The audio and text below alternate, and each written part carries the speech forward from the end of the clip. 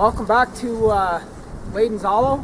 This is part 2 of why I butcher and slaughter my own animals. This is Boris. He's our young boar, and this is Matilda. So we got Boris and Matilda. They're our breeding pair, hopefully anyway. Hopefully we can get some babies this year so we can have some wieners to raise. Hey, Boris. Hey, Matilda. I'm almost finished the hog now. I'm at the second half. I got a good portion of it done. Right now I'm just cutting up the bacon. The pork belly to make bacon, because I make my own bacon. I make it out of apple wood. And I use maple syrup, which I make myself. My apple wood comes from my trees. So yeah, I pretty well use just about everything that I have on my homestead to do what I need to do. I recycle everything. Even, well, pretty well everything. Well, I also make hot compost. So yeah, I even recycle manure, and I sell it. And I sell a lot of it every year. People really like it, and I use tons of it in my gardens every year, because I do a no-till garden, which I'll probably do a video on that a little bit later in the spring. So yeah, right now I'm just trying to get this all done for today. Cleaning things up, straightening things out. Just this is the front of the pig, the front quarter.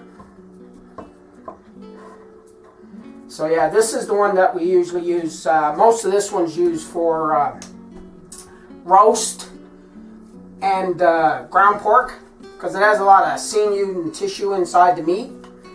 So they don't really make real good steaks. You can get some out of it, but not a lot. It has a lot of bones and stuff in it too, so.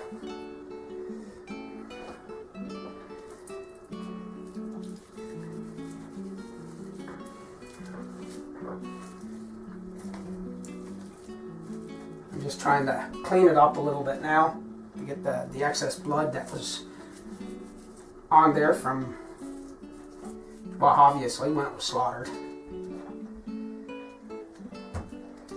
But yeah, I try not to waste anything. Like, I try to make my homestead as self-sufficient as possible. And we do pretty good. I must say, my wife and I, we pretty much, you know, we don't really have to buy too much. Well, we definitely don't buy any meat.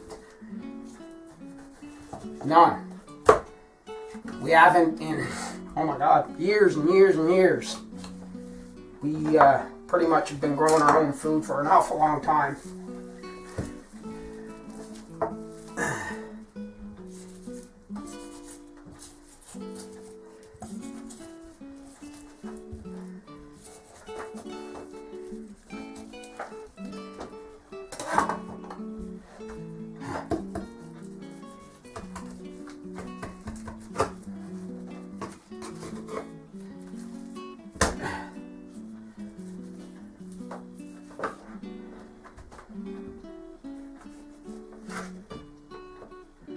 I mean, the best thing I can say to people who want to do their own meat and butcher their own animals and stuff, the first time you do it, it could be a little bit intimidating. It's never easy to put down an animal that you raised.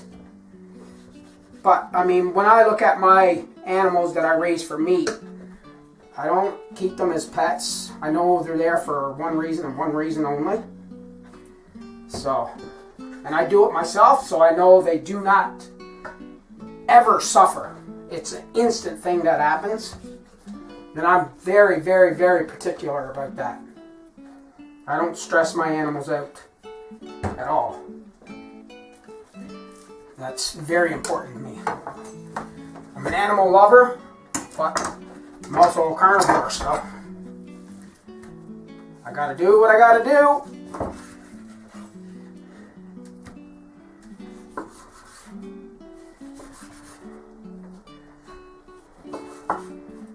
I learned mostly how to do this type of stuff. I learned a lot of it just from watching videos on how to butcher a pig. Because I never really started butchering pigs until 15 years ago. I did see my uncle and that do it when I was a kid, but I didn't actually do it myself. But I had a lot of experience butchering animals, just not pigs. Like I've gone hunting for moose, deer, caribou. I've done all of those things. Growing up, that was a pretty common thing that I did. I did that pretty much all the time when the seasons were open. So that's pretty much how I learned how to butcher a lot of meat. But like I said, it could be very, very intimidating the first time you do it. And my suggestion to anybody that does it for the first time is to realize it's just your food. You cut it the way you like it, right? That's all I can tell you. Everybody's a little different. Some people don't like any fat in their meat. Some people like lots of fat in their meat. Personally, I don't like a lot of fat. I like a little, but not too much. I try to keep myself pretty lean. But that's just me. Now, my father, he can sit down and eat fat on its own. That's just something I could never do. Blech.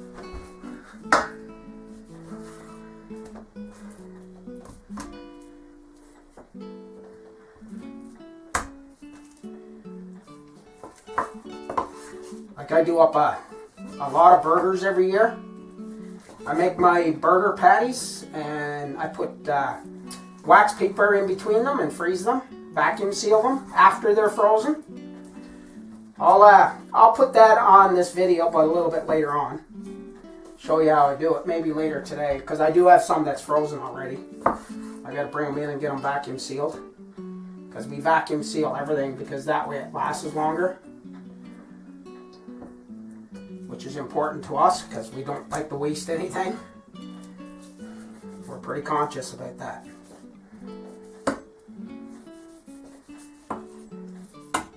This stuff is pretty expensive to raise. I don't know. Nowadays, I have no idea what meat goes for in stores, but what I've been hearing is that all groceries have gone up like crazy, and meat is just priced out of range now for most people.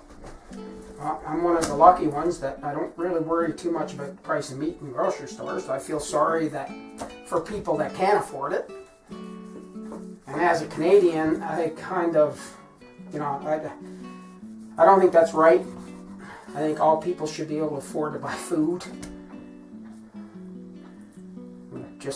I don't know. That's something that can get into another topic. I'm not going to put that on this channel. All right, thanks for now.